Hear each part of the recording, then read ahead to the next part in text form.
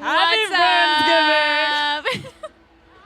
Whoa. That was a Hey, lot. everybody. We are back, and it's Friendsgiving. It's Friendsgiving. It's a little change of scenery for all our online friends. Yeah, it's a big change of scenery. It's a big change of scenery for online and for in the room. It looks Everybody. so different, Yeah. as you can probably tell.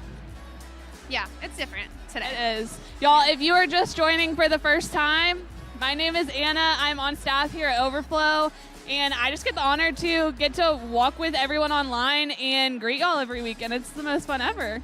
Anna's the best. My name is Jenna. I am also on staff at Overflow. I'm the Overflow Connect coordinator. So, yeah. Anna and I kind of do similar work with connecting with students and getting them plugged into our ministry. I do it face-to-face in Wilmington. She does it online. Yeah. Fun. Yeah, I know, right? That's fun. Yeah. We're just so grateful that you guys are here today, tuning in online.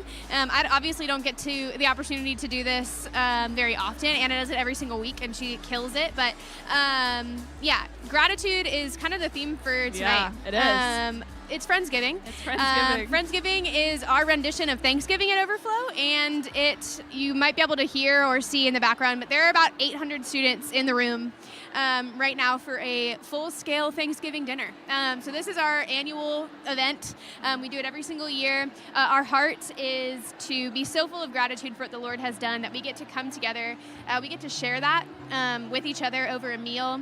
We get to be grateful for our friends, for our community, and of course for the grace and the love of Jesus. So we have a lot of people in the room who might not have ever come to church before, and this is their first time. And so we're really grateful that they're here. We're grateful for the grace of the Lord. We're grateful for you being online. We are just very grateful. Yeah, tonight. and it's so fun to get to gather around a table and be together and commune together. I love it. I'm so excited for tonight. This is my first ever Overflow Friendsgiving. So excited. So I'm just so encouraged to see what's going on in the room, and I'm just excited for a night, spending the night together, just eating and worshiping, and it's gonna be so fun. And I'm excited for what we have prepared for y'all. Carson has a message especially for our online community that is gonna play right after this. So I'm just so excited for that, for y'all to get to hear what he is going after. He's going to be teaching a little bit about loneliness and walking through that out of Psalms 142 or 145. You'll find out sooner than we will. Yeah, it's 142, I'm pretty sure.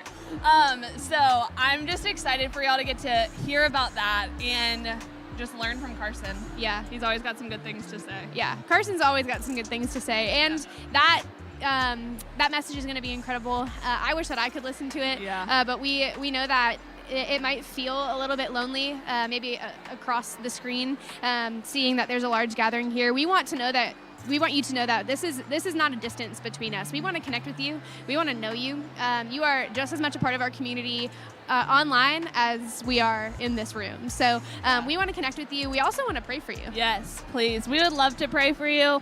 Our team really does take it seriously, and we want to be able to take time and sit with however we can be praying for you and really go after it. So one way that you can send us your prayer requests is to text prayer to 910-727-1160, or it's on the screen.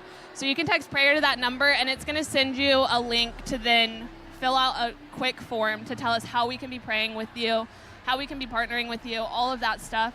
So we'd love to pray for you. I'd love to pray for the night. Just before we get started, we're going to send you all into the message here in just a minute, but I'm going to pray to open us up.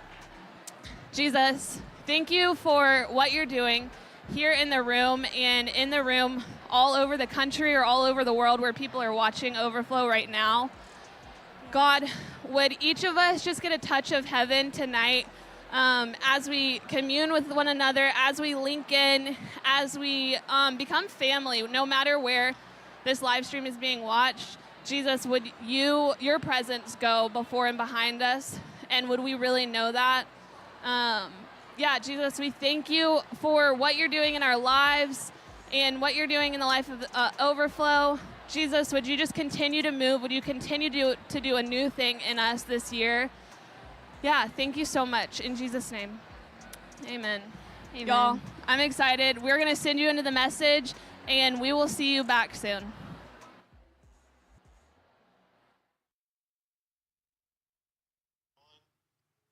Oh, it is such a privilege to be in this moment with you, no matter where you are watching from and no matter when you link in to watch this message. I just hope that it encourages you greatly wherever you find yourself, in whatever season of life that you find yourself, in whatever circumstances you are looking at right now. I hope that what we discuss and what we read over the next few moments really encourages you. If we've never met before, my name is Carson, and I have the privilege of serving as the director of Overflow here at Porch City Church. And Overflow is a gathering of 18 to 25-year-olds that meets on Tuesday nights. And if you're watching this live, then you heard Anna mention just a few moments ago about this gathering that we are holding tonight called Friendsgiving.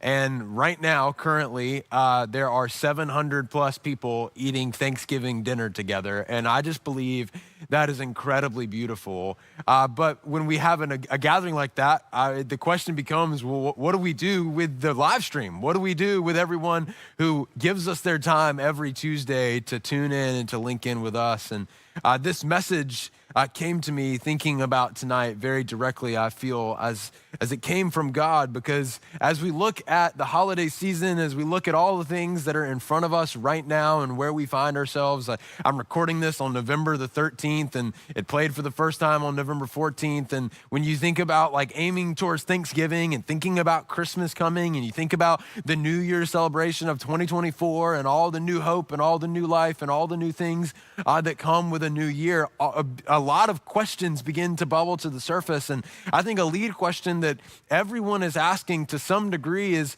who am I going to be with? Who am I going to spend time with over the course of the holidays and in the new seasons, in the new days, in the new months, in the new years that are still yet to come? Like, who am I going to do it with? Who's going to be there to celebrate with me? Who's going to be there to pick me up off the ground as I go through difficulty? And I think as you think about Thanksgiving, you think about Christmas, it's actually just a picture of processing one of those two extremes oftentimes. Oftentimes the holiday season can feel like a lot of grief and a lot of sadness and a lot of disappointment and maybe even a lot of isolation. And that's why, and that is where I feel directed to tonight, to encourage you no matter where you are, that God is with you, that God is for you, and that he is trustworthy enough to be the person, to be the sole place that you process your loneliness, if that is something that you are experiencing. And I think when you think about the concept of loneliness, you may think about just one person sitting in a room by themselves with no one around them. But I can assure you that there are a lot of people that are proximate to a lot of other people in their life, yet they are still lonely. I think loneliness transcends all modern understanding of what it actually means to be lonely, because I think we can often equate it to merely being with people. But the question I believe that it begs is, who is our heart connected to? Are we connected? Are we in deep relationship? Are we in a relationship of depth and of substance, a relationship that brings life and hope and freedom and the promise of God to our everyday, ordinary life that we are living? And as you think about Thanksgiving, the thing that I was considering just the other day, my daughter and I, Lennon, we got up and before church on Sunday, we stopped by one of my favorite coffee shops here in Wilmington. It's right near our house. And I walked in and I saw a guy sitting by himself, and we struck up a conversation. And my daughter, Lennon, is of the age where she waves to every single person that she interacts with, and I absolutely love it. And she waved at him, and he waved back at us, and we struck up a conversation. And throughout the course of that 20-minute conversation of us just sitting in the coffee shop together, I started asking him, like, what are your plans this winter? What are your plans for Thanksgiving? And what are your plans for Christmas? And he shared about his line of work and some of the difficulty that has come with that, and some difficult kind of runs of busyness and complexity in his job. And I said, well, what are you doing for Thanksgiving? You know, are you going to be able to like rest and spend some time with family? And he said, no, I no to the second, but yes to the first. I'm not going to be spending time with my family because they have some other things going on this year on Thanksgiving, but I am planning to rest. And I said, okay, tell me more about that. And for me, I'm an extrovert to the nth degree. So the thought of being alone and finding rest was actually kind of complicated for me to understand. But I know that about myself, and I know that people are wired differently than me. So I kept, pressing him, like, tell me more. Tell me more about what this looks like. And he was talking about, because of the busy nature of his line of work, that spending Thanksgiving alone was actually going to be refreshing. And the more I thought about that, the more my eyes were opened to loneliness is not actually just about physical proximity to people. In the context of God, loneliness has so much to do with how we are connected or how we are not connected to the one in which our soul finds true and eternal rest. And if you've been following along with the Overflow live streams over the past couple of weeks, you know that we just finished a series called Paradise, looking at God's eternal view of the spiritual trajectory and the spiritual direction of our life that begins here on earth and experiences finality in the context of eternity. And I think as we just kind of wrestle with this, it's like, what leads us to be in this place of feeling this sense of loneliness in the context of God's cosmos, in the context of God's good and perfect creation? And I think if we're all just being really honest with each other in the context of this recording and of this broadcast, it's like, if you feel lonely, how often have you just pushed it down? Because I think that a lot of times, like, you think about this concept of like, I feel alone, I feel disoriented, I feel like I'm isolated in the context of my soul. It's easier to push that emotion down. And I think that when we think about, it's like, if God didn't make us to be alone, then why are some of us alone?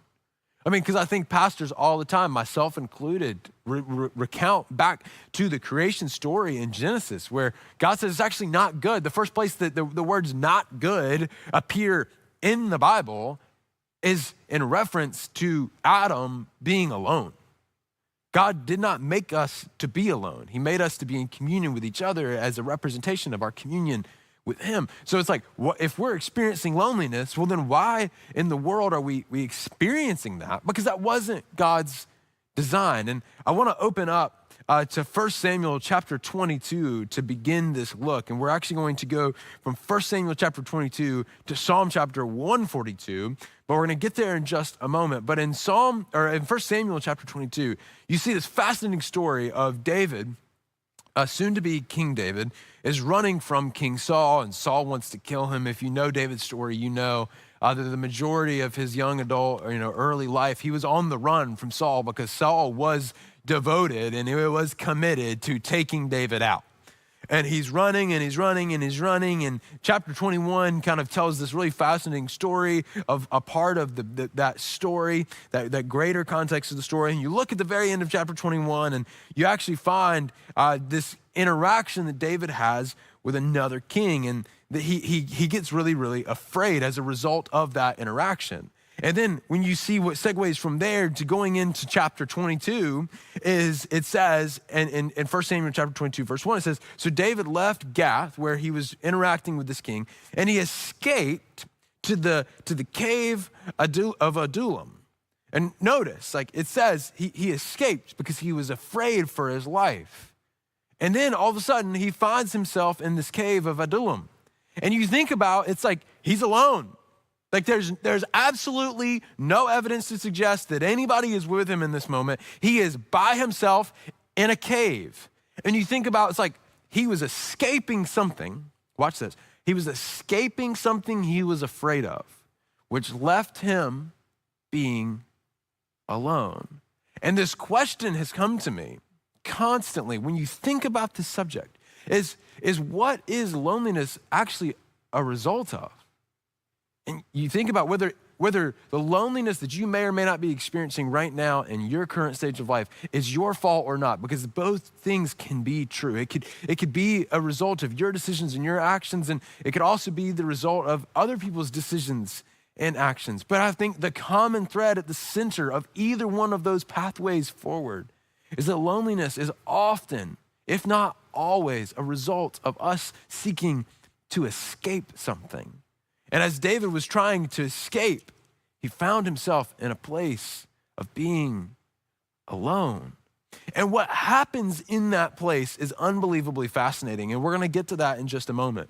But the question that I think that you need to think about and that I need to think about in general in my life and in your life is, what are you trying to escape? When you think about your job, when you think about the school that you're in, when you think about your family, when you think about how you're going to interact with people in the holidays this season, what is going to want to make you, or what is going to make you feel like you need to escape? What's going to make you feel like you need to run away, to get out of where you are? And I think that it's worth considering what is propelling that emotion, what is propelling that feeling in your life. Because where it may lead you is to a place where you are alone, not only physically, not only in the context of proximity to people, but in the context of your soul, of your heart, and of your mind. Because remember, the beginning of the creation story we just talked about, God said it's not good to be alone. And it's like, well, what are some drivers of our escape? I think we oftentimes are led and governed by assumptions. We assume people don't want to be around us. We assume people don't want to know anything about us. We assume people don't care enough to take an interest in us. And most of the time, those assumptions are wholly inaccurate, and they are born in a place of insecurity, which I think is another thing that just drives us away from the connection in which we were made for. And then I think a third thing is energy. We're always just trying to find rest, to find, maybe for all you introverts, to find solitude, to find peace and quiet. And then all of a sudden, the quietness gets really, really loud, and we feel like our soul is apart from something that it has been made for. And I think this leads us to this reality that our assumptions and our insecurity and our focus, our hyper-focus sometimes on energy can lead us to a place of bondage, of spiritual bondage, where we feel bound to certain areas or to certain lines of thinking or to a certain version of reality. And I'm here to tell you that radical honesty is the only thing that breaks the internal spiritual bondage that we find in the context of isolation or loneliness in our soul. Because I think when you think about the victory of Jesus, Jesus said, "It is finished. It is done. It is complete. I have torn down the veil separating God from humanity." And we must take him up on the offer to join him at the victor's table and say, "I trust you, but I'm going to, in return, I'm going to be honest with you." Because when we become transparent about all of the things that are happening in our heart and in our mind, we allow the light of God to invade every corner and every area of our life, which takes his relational ability, his adoration for his creation, and injects it into your soul. And you'll actually find that that's what ends up happening as David wrestles this out, which is why we're going to turn to Psalm 142. And that the heading of the psalm is a psalm of David regarding his experience in the cave, a prayer. I love that heading. It's like he is in the middle of isolation. He is in the middle of loneliness. He is by himself because of what he was trying to escape. And this is his response. In verse 1, he says, "I cry aloud to the Lord. I lift up my voice to the Lord for mercy. I pour out before him my complaint." I love that. I pour out before him my complaint. When was the last time that you just took a complaint that you have about your life, about your reality, about who you're going to spend Thanksgiving and Christmas with this year, about maybe the people that you aren't going to spend Thanksgiving and Christmas with this year? That complaint, that yearning in your heart and in your soul. When was the last time that you just took that and you just put it before God and said, "Here it is. I'm just gonna be honest with you. I do not like this version of reality." Because then he goes on, "Before him, I tell my trouble." And we live in a world where we are so focused on telling of our trouble on our devices. We run to Instagram and to X and to Facebook and to Snapchat and to all over the place, TikTok video after TikTok video after TikTok video of us telling the world about our trouble, about the things that we are trying to escape from, about the things that we don't like about our life. Well, David is saying, "I pour out before him my complaint. Before him, I tell my trouble." In verse 3, he says, "When my spirit grows faint within me, it is you who watch over my way." When my spirit grows tired, when I am exhausted, when I am at the end of my rope, I trust that it is you who watch over my way. "In the path where I walk," he says, "people have hidden a snare for me." I think that this is so critically important because it points to this reality that he's saying that the game seems to be rigged. Every corner I take. When he was back at Gath with this king that he became afraid of in chapter 21 of 1 Samuel, he felt like, wow, I can't win. I think this is us. is every time we experience a setback, every time we experience an area of difficulty, we feel like there's some form of simulation that we're in, some game that is being played upon us. And I think his invitation in pointing this out is for us to zoom out to see reality clearly. Because look at what happens next in verse 4. Look and see. Those are two words that are so critically important to processing loneliness in your soul, is to look and see. I used to have a mentor named Josh who lived here in Wilmington for a number of years, and he was on staff here at our church, and I loved spending time with him because he was always reminding me of something critical. Because I would find myself walking around day in and day out with my attention and my eyes and my head aimed towards the floor. And every time he would see me do that, he would walk up and he would put his hand underneath my chin and he would tap it a couple times and just say the phrase, "Chin up, Carson, chin up." And his point was, in order for you to see reality clearly, in order for you to see all that God is doing in your life, you must choose to fix your gaze upward, to not be looking downward, to be looking for what God is going to do, and to be in a person of great anticipation and of expectation for what God might be up to. It says, there is no one at my right hand. Oh, so now he looks up and he sees his reality, but he finds that he's alone. But he's being honest about his reality. No one is concerned for me. No one. No. When he looks up, he finds no one really cares. He says, I have no refuge and no one cares for my life.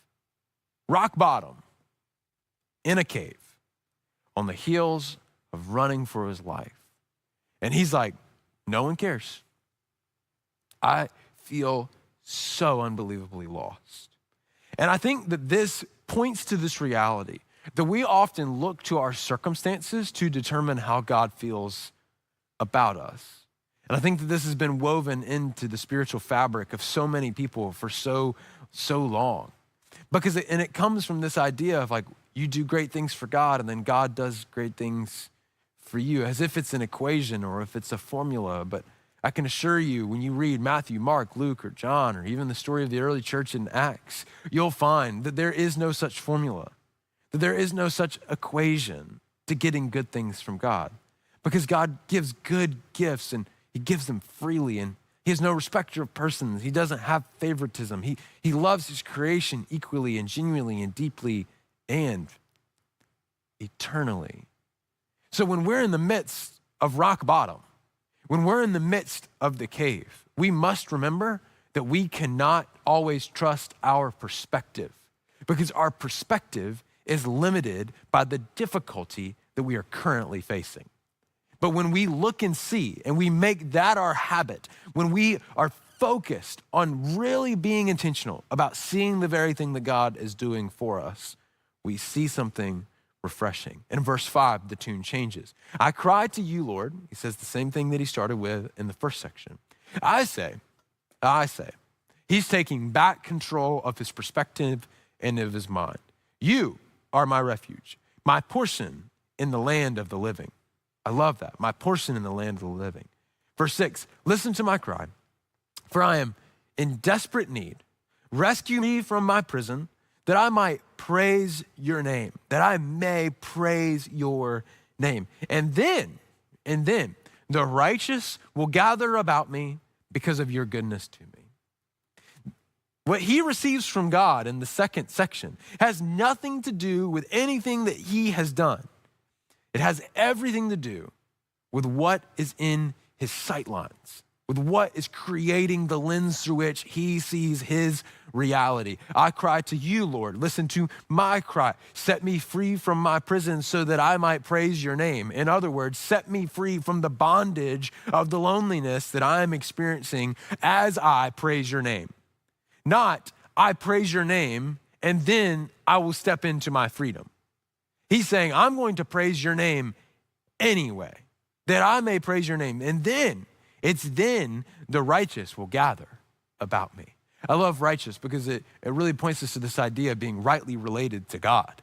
People who are like really locked in to God's reality, to God's truth, to God's written word, to God's version of the world in the circumstances that we find ourselves in. Because being rightly related to God causes you to see yourself and the circumstances that you are in through a God-sized lens. And I can just tell you, going into Thanksgiving, going into Christmas this year, no matter who you're planning to spend it with, no matter who's not gonna be there, you need a God-sized lens to see your reality. And check out what comes next back in 1 Samuel chapter 2. The story gets a little bit interesting. And soon, it says in the second half of verse 1, so David was alone through his escape. It says, soon his brothers and all of his other relatives joined him there. And I love this because it points to the reality that when we are just honest about where we are, God brings in people. God brings in opportunity. But we must take hold of it. We must acknowledge that they're here, that they're there, that they are available to you. And this is where the personal responsibility comes into play. When he addresses the reality of his circumstances, he finds his brothers and his other relatives joining him there. And I think that this points us to a practical exercise of considering, like, what do we need to be honest about? David in Psalm 142, he was honest about his loneliness. He was honest about his frustration. He was honest about his list of complaints for God and to God. They were not going to keep him in bondage. They were not going to keep his soul isolated. What do you need to be honest about right now? Don't wait another minute. You can hit pause on this video and come back and play the rest of it later. What do you need to be honest about? Number 2 is what are you worrying or being disappointed about, but not praying about? I think this question should be consistent coming from people like me, to myself and to others. Is what am I worrying about, but not praying about? What am I disappointed about, but not praying about? What am I complaining about, but not willing to bring to God? I think that is a question that we must all ask every single day, because prayer moves God's heart. And even more importantly than that, prayer moves our heart to align our heart with God's heart. And number 3 is, who can you invite to help you? It was when David's family heard that he was alone that they came to help him. Who can you invite to help you? And maybe your thought is, I don't have anybody. And I think that is such a true reality for so many people in our world today. And the thing that I would tell you is that the local church is here for you. Jesus-centered local churches are going to lead you to participating in a life-giving family. Whether you live here in Wilmington or you live somewhere else in the country and you're trying to figure out what's your next step of finding connection, I'm here to tell you that the answer to that lies within God's local church in your own community. And if you live here in Wilmington and you're not here at the time of this being broadcasted, or you're watching this back at another time, I'm just telling you that our church would love nothing more than to embrace you and to show up in whatever cave that you find yourself in. But we need to know that you need us. We need you to invite us into your story and into your reality, because you are not made to do this alone. And the 4th idea is, where can you place yourself? And oftentimes, I think this could be a complicated question, but when you find community that is formative and that matters, oftentimes you find that it was a result of you choosing to be courageous, to put yourself out there, to avail yourself to other people in maybe a way that you haven't before, or maybe has failed in the past. You've got to do it with fresh courage. You've got to do it in a way where you make yourself available to people that you don't know fully yet, in the hopes that you will become known along the way. So those 4 ideas is, what do you need to be honest about? What are you worrying about that you're not praying about? What are you disappointed about that you're not praying about? Who can you invite into your story to help you where you are right now? And 4, where can you place yourself? What room can you put yourself in to receive the help that God has for you? And verse 2 everything begins to change. It says, then others began coming, men and women who were in trouble or in debt, or who were just discontented, until David was the captain of about 400 men. And I think this is so unbelievably ironic because he was alone, some of his family shows up, and then others began coming, men who were in trouble or were in debt, who were just discontented, people who were not fun to be around, people who had baggage, people who had difficulty. I love that because the people who God brought to David, he could have easily rejected. I'm sure that they did not meet his expectations. But here's the truth, is that our expectations a lot of times are the very things that keep us in bondage in the first place. And David surrendered his expectations to the point that David was the captain. He was the leader. He was the pastor. He was the caretaker of about 400 men. He was not alone anymore. In fact, he had a journey that was going to be increasingly difficult because of the people that he was leading. But he saw the purpose in it because he was seeing his reality and his perspective through a God-sized lens. What expectations can you release and allow God to fill in another way? I think we must ask ourselves this question. Is what expectations of the type of people that we are to do life with? Or what are the expectations about the Thanksgiving dinner table or about the Christmas dinner table or about just celebrating the holidays in general do we need to let go of and allow God to fill in an unconventional way, a way that we couldn't see coming, a way that we could not have imagined on our own, a way that is God ordained. And I think that when you read the rest of the story, you find a lot of beautiful things come from this place, because the truth is you were not made to be alone. God made heaven to ensure that you don't have to be alone. Jesus, Emmanuel, God with us, wants to dwell with you and fulfill you for all of eternity. And the question is, will you let him in? Will you let him into the cave that you're in right now? Or maybe if you don't find yourself in a place of isolation right now, how can you prepare that if one day you do find yourself in a similar place as David, all alone on the heels of a great escape, how can you decide in advance that you are going to let God in to every part of your life? And as I have processed this for myself and the realities that I find myself in, I've found a 4-step prayer, or a 4-time-a-day prayer to commit to throughout the day has been unbelievably helpful, and me consistently letting God be Emmanuel, to be God with me, to make my heart and my mind available to him. And it's very simple. It's good morning, Yahweh. Good afternoon, Yahweh. Good evening, Yahweh. And good night, Yahweh. And I love the name of God, Yahweh, because it points to God's faithfulness. It points to this reality that when God said to Moses in the desert that I am what I am, or I am what I will be, he was pointing to his identity as Yahweh as consistent and as faithful, not just today and not just tomorrow, but for generations and for millennia. For all of eternity, God is faithful. So in the morning, when I say good morning, Yahweh, I'm reminding my heart that I'm saying good morning to a relational God that will always be there for me.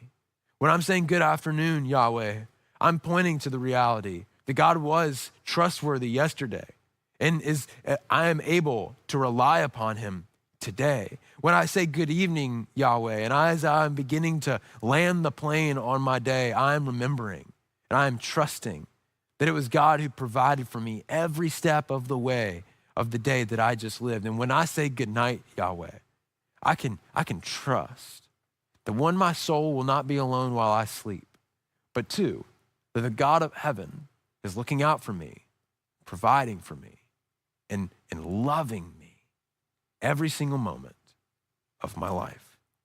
And in Psalm 142, he says, rescue me, for they are out to get me. Bring me out the godly can crowd around me, that the righteous will gather about me. Because, God, you are my refuge, my portion in the land of the living.